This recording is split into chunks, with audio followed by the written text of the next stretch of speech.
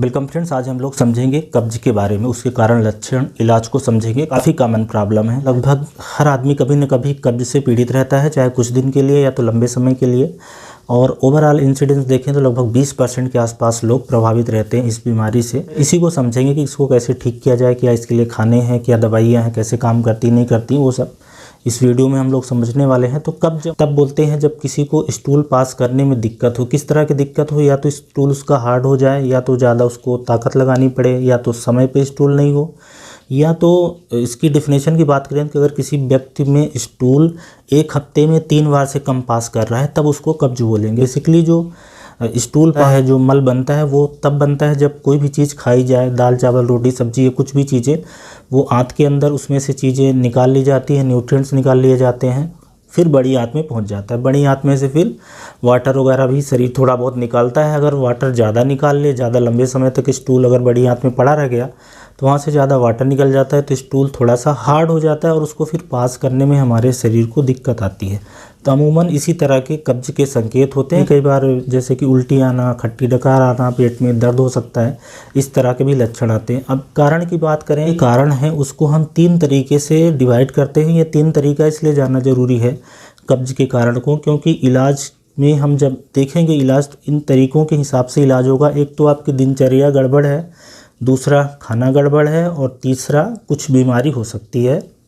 जो पेट के अंदर बीमारी हो सकती है उसका पोर्शन बहुत कम है। ज़्यादातर लोगों को जो कब्ज की प्रॉब्लम है वो गलत खानपान और गलत दिनचर्या से। अब खानपान से क्या मतलब है, क्या गलत खानपान? ऐसे खानपान जिसमें कि पानी की हमारे शरीर में कमी हो जाए, मतलब कि 3-4 लीटर से कम पानी हम पी रहे हैं, या तो खाने में फाइबर का एलिमेंट नहीं है। बेसिकली जो फाइबर होता है वो अनडाइजेस्टेड पोर्शन रहता है और वही स्टूल का बल्क बनाता है, राइट। तो अगर फाइबर की कमी है तब हो सकती है हम पानी कम पी रहे हैं, अनाज है, सब्जियां हैं, फ्रूट्स हैं, ये सारी चीज़ें कम खा रहे हैं तो कब्ज की प्रॉब्लम होगी। और अगर मैदा है, बिस्किट्स है, नमकीन है, मिठाइयाँ हैं, केक है, पेस्ट्री, चॉकलेट, इन सब में सैचुरेटेड फैट रहता है, शक्कर रहती है और मैदा रहता है। अगर इस तरह की हम चीज़ें खाएंगे तो कब्ज की प्रॉब्लम होगी। लाइफस्टाइल की बात करें तो लाइफस्टाइल में बड़ा रीज़न है कि हम समय पे खा नहीं रहे हैं, समय में स्टूल पास करने नहीं जा रहे हैं, पूरी 8 घंटे की नींद नहीं लेते, एक्सरसाइज नहीं करते। एक्सरसाइज करना चाहिए क्योंकि एक्सरसाइज का भी थोड़ा रोल होता है इंटेस्टाइन की मोटिलिटी बनी रहे। जैसे पेल्विक फ्लोर है, मसल, जो मसल होती है पेट की या पेल्विक फ्लोर की मसल, वो थोड़ी सी टोन रहे। इसके अलावा तनाव जी अगर कोई लेता है, स्ट्रेस है, एंजाइटी है, साइकोलॉजिकल डिस्टर्बेंस है, इन सब कारण से ये बीमारी, कब्ज की बीमारी होने के चांसेस रहते हैं। तो ये लाइफस्टाइल में डिस्टर्बेंस हो गया। और तीसरा, कुछ बीमारियां हो सकती, कुछ बीमारियां कुछ हार्मोन से संबंधित, जैसे कि थायराइड की बीमारी है, ये आंत के अंदर प्रॉब्लम हो सकती है। जैसे कि किसी को हेमोराइड्स है, या फिशर है, या इरिटेबल बबल सिंड्रोम है, या आंत के अंदर कहीं घाव बन रही है, कोई गठान बन रही है, पेट के आसपास के हिस्से में कोई बीमारी है जो आंत को कंप्रेस कर रही है। तो 3 तरीके से ये कब्ज की प्रॉब्लम हो सकती है। या तो आंत के अंदर या आसपास बीमारी हो जिसका प्रोपोर्शन काफ़ी कम होता है, वो मेडिकल कंडीशन है, उसका इलाज और उसकी जांच और उसका ट्रीटमेंट अलग ही होगा। दूसरा है हमारे जो लाइफस्टाइल में बदलाव है जिसको हम ठीक कर सकते हैं, सारे लोग नहीं कर सकते, कुछ लोगों का काम ही ऐसा रहता है, राइट।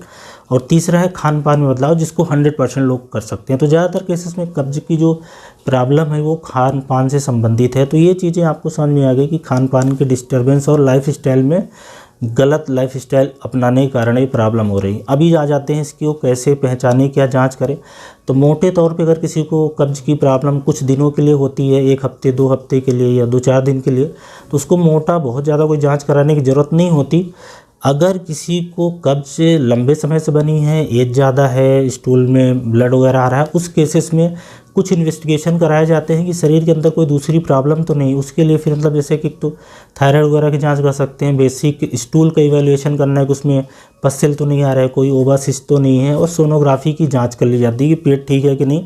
कुछ रेयर केसेस में फिर सिग्मोइडोस्कोपी या कोलोनोस्कोपी, मतलब जो पीछे का रास्ता है एनल कैनाल का, वहाँ से कैमरा डाल के और पूरी आंत को देख लिया जाता है। और भी 2-3 तरीके होते हैं, उससे जांचें कर ली जाती हैं। अब हम आ जाते हैं इलाज पे कि कॉन्स्टिपेशन का क्या इलाज किया जाए। तो सबसे पहले मैं आपको बताऊंगा जीवन शैली में बदलाव, फिर खाने में कैसे सुधार किया जाए, तीसरा आएगा दवाइयों पे, दवाइयाँ आयुर्वेदिक भी इसमें काम करती हैं, अच्छा एलोपैथिक काम करती है। कैसे काम करते हैं उसके बारे में बताऊंगा और कौन सी दवाइयाँ आती हैं। दवाइयाँ मैं ज़्यादा इसलिए नहीं बताना चाहता कि कब्ज़ के प्रॉब्लम में दवाइयों का नहीं लें तो ही बेहतर है, क्योंकि उसके साइड इफ़ेक्ट आते हैं और अल्टीमेटली हम जो करने वाले हैं वो हम खाने से भी कर सकते हैं। तो खाने में क्या बदलाव करना है, खाने में आपको फाइबर बढ़ाना है और पानी बढ़ाना है। देखो स्टूल तब पास करने में दिक्कत आती है या तो स्टूल तब हार्ड होता है, कब्ज़ की प्रॉब्लम तब होती है जब स्टूल सूख जाए, आंत के अंदर वो सूख जाएगा, हार्ड हो जाता है, उसी को हमें नहीं होने देना है। तो उसके लिए हमें फाइबर खाना है। फाइबर कहाँ मिलता है,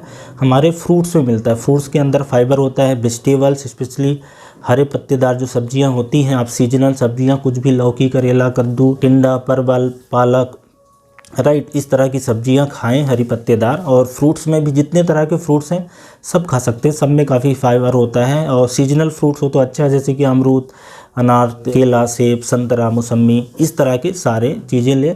इसके अलावा सलाद खाएं जिसमें कि फाइबर होता है, पानी होता है। और एक सबसे इम्पॉर्टेंट चीज़ है कि पानी पीना। अगर आप गुनगुना पानी या नॉर्मल टेम्परेचर का पानी 4 से 5 लीटर या 3-4 लीटर पीते हैं तो कॉन्स्टिपेशन की प्रॉब्लम होगी नहीं, क्योंकि आपके आंत के अंदर जो पानी चाहिए स्टूल बनाने के लिए वो मिल जाएगा। तो पानी पिएं और इस तरीके से खाने में बदलाव करें।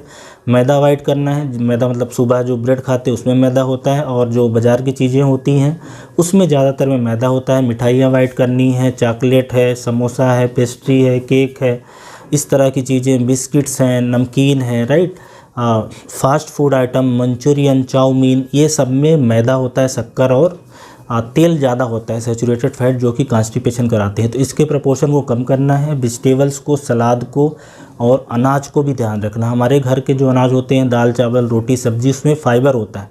छिलके वाली जो चीज़ें होती है, जो छिलका होता है, उसमें फाइबर का रेशो ज़्यादा होता है। तो जैसे कि रोटी है या तो चावल है, अनपॉलिश लें, अनपॉलिश दालें लें। अगर इस तरीके से आप खाना खाएँगे तो कब्ज़ की प्रॉब्लम काफ़ी हद तक ठीक हो जाएगी। खाना समय पे खाना है, खाना 3 बार खाना है। अमूमन कब्ज़ की प्रॉब्लम ऐसे लोगों को होती है जो खाना स्किप करते हैं या तो कहीं बाहर गए, रास्ते में हैं, राइट, अच्छे से खाना नहीं मिलता, तब कब्ज़ की प्रॉब्लम बढ़ जाती। तो ये हमने खाने में देख लिया बदलाव। अब जो दूसरा बदलाव करना अपनी दिनचर्या में। दिनचर्या कैसी होनी चाहिए, 8 घंटे की नींद लेना है, रात में पूरे 8 घंटे सोना है, सुबह उठ के थोड़ा एक्सरसाइज करना है, मॉर्निंग वॉक करना है, व्यायाम करना है, योगा, एक्सरसाइज, जिम, कुछ भी कर सकते हो। उससे मांसपेशियाँ, पेट की भी टोन रहती है, आंत की भी टोन रहती है और ओवरऑल शरीर एनर्जेटिक रहता है। और ऐसे ही जो स्ट्रेस की प्रॉब्लम है, तनाव, मानसिक तनाव किसी तरह का, उसको कम करना है। इस तरह की अगर आप दिनचर्या फॉलो करोगे तो जो कब्ज़ की प्रॉब्लम है ये काफ़ी हद तक ठीक हो जाएगी। रात में ज़्यादा देर तक काम करने से या स्मोकिंग है या एल्कोहल, ये भी कंट्रीब्यूटरी फैक्टर होते हैं कि कब्ज़ की प्रॉब्लम बढ़े। तो अगर रात में पूरी नींद हम लेते हैं तो सुबह ज़्यादातर चांस है कि मोशन हमारा पास हो जाएगा, जो मूवमेंट आती है इंटेस्टाइन के अंदर वो आएगी। इस बात को भी ध्यान रखना है कि जब भी अर्ज आए कि पास करने के लिए प्रेशर बना है, उसी समय तुरंत जाएं, क्योंकि ये दिन भर हो सकता है कि प्रेशर ना रहे। तो ये भी एक लाइफस्टाइल में बदलाव होगा। अब आ जाते हैं दवाइयों पे कि दवाइयाँ क्या लें। दवाइयाँ तो ऐसा मैं बोलूँगा कि 1 हफ्ते, 10 दिन, 15 दिन, 1 महीने ले सकते हैं मैक्सिमम टू मैक्सिमम। ज़्यादातर चांसेस आप लाइफस्टाइल में बदलाव अपनी दिनचर्या में और खाने में करें।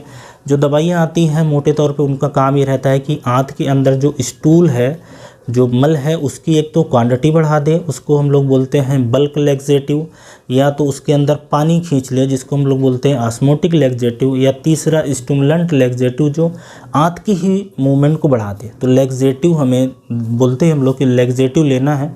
वो लैक्सेटिव 3 तरह का होता है, एक मास लैक्सेटिव, दूसरा स्टिमुलेंट लैक्सेटिव और तीसरा ऑस्मोटिक लैक्सेटिव। अगर मैं मास लैक्सेटिव की बात करूं तो इसमें आता है फाइबर आते हैं, मार्केट में कुछ फाइबर आते हैं और ये सब गुल है, तो मास बढ़ा देगा। ओवरऑल जो क्वांटिटी है स्टूल की वो बढ़ जाएगी, तो रोज़ मोशन पास होगा और रोज़ स्टूल पास हो जाएगा। दूसरा है जो ऑस्मोटिक लैक्सेटिव है, जैसा कि लैक्टोलोज काफ़ी पॉपुलर है मार्केट में, लैक्टोलोज, और दूसरा पेज है, पेज 3350, जिसमें होता है पॉलीइथिलीन ग्लाइकॉल। ये दोनों काफ़ी पॉपुलर होते हैं। ये स्टूल के अंदर पानी खींच लेते हैं, राइट। तो पानी खींचने से होगा क्या कि स्टूल का मास भी बढ़ता है, उसमें वाटर कंटेंट बढ़ता है, उसमें सॉफ्टनेस बढ़ती है, तो पास करने में आसानी होती है।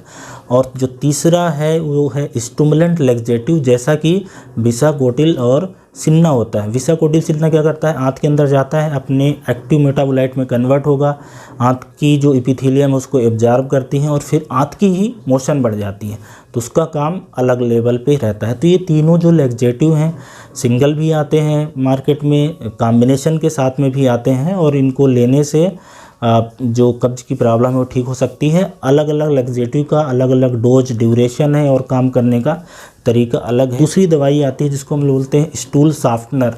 स्टूल सॉफ्टनर क्या काम करता है, जो हमारा स्टूल आंत के अंदर हार्ड हो रहा था जिससे कब्ज की प्रॉब्लम हो रही थी, आंत में जितने देर तक स्टूल रहेगा उतना चांस है कि उसमें से पानी हमारा शरीर खींच लेता है, तो स्टूल के अंदर ये पानी डाल देता है, राइट। स्टूल सॉफ्टनर जैसे कि डोकोसेट सोडियम है, ये स्टूल सॉफ्टनर की तरह काम करता है, तो ये इसको भी लिया जा सकता है, इसकी भी टैबलेट्स आती हैं।